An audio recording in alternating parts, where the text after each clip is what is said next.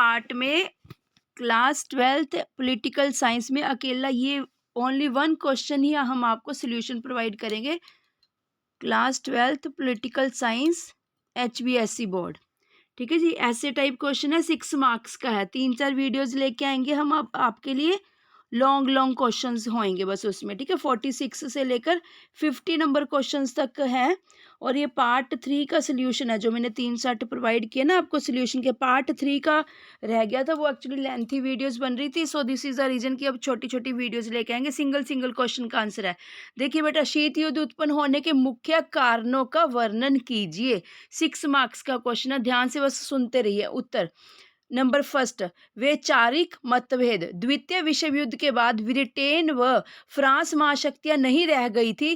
पूंजीवादी तथा साम्यवादी विचारधारा का प्रतिनिधित्व करते हुए दो नए राज्यों यूएसए तथा यूएसएसआर का उदय हुआ। रूस साम्यवाद व समाजवाद को फैलाना चाहता था, जबकि अमेरिका रोकना। साम्यवाद पूर्वी जर्मनी, हंगरी, रोमानिया, यूगोस्लाविया आदि के साथ साथ एशिया में उत्तर कोरिया तथा चीन में भी फैल चुका था।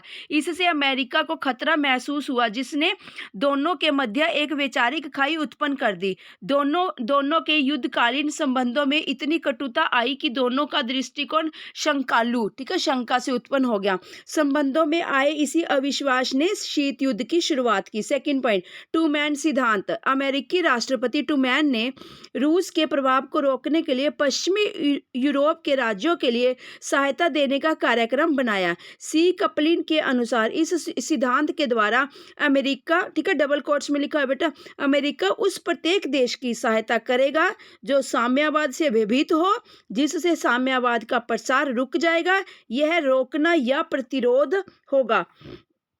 संसार का पुलिसमैन बनने के कारण संयुक्त राज्य अमेरिका रूस के प्रत्यक्ष संदेह में आ गया, जिसने शीत युद्ध में और वृद्धि की। थर्ड पॉइंट देखिए बेटा, फुलटन भाषण।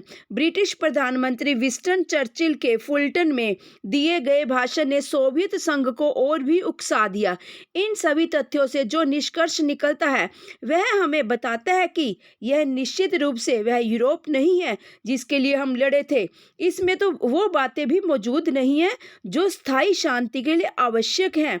उस वक्त समस्त विश्व पूर्वी यूरोप के देशों के पतन व साम्यवाद के उदय का दृष्ट बना हुआ था। इटली व फ्रांस में भी शक्तिशाली साम्यवादी दल थे। कोई भी यह जानता था कि अगला साम्यवादी राज्य कौन सा होगा।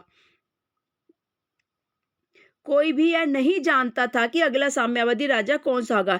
ऐसे वातावरण में फुलटन भाषण ने आग में घी का काम किया। अमेरिका के राष्ट्रपति टूमैन ने चर्चिल की बात से सहमति प्रकट की, जिसने अविश्वास, शंका व भय, ठीक है, तीनों शब्द देख लीजिए, अविश्वास, शंका व भय को और भी बढ़ावा दिया। फोर्थ पॉइंट देखिए, मार्शल योजना।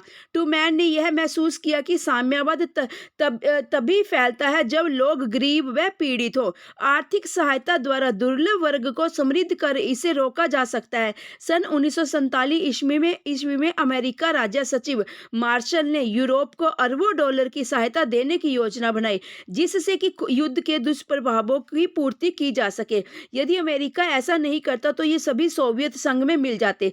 पश्चिमी यूरोप के देश इससे आत्मरक्षा में समर्थ हो गए थे, ठीक है जी। ऐसे में या इससे लगा लीजिए, ऐसे समय में चेकोस्लोवाकिया में सोवियत हस्तक्षेप ने अमेरिका के साम्यवाद विरोधी देशों को सहायता देकर एकजुट रखने के निश्चय को और दृढ़ कर दिया जी। बस ठीक है, नेक्स्ट क्वेश्चन फिर मैं फिर से और पार्ट नेक्स्ट लेके आती हूँ बेटा। Thank you ji.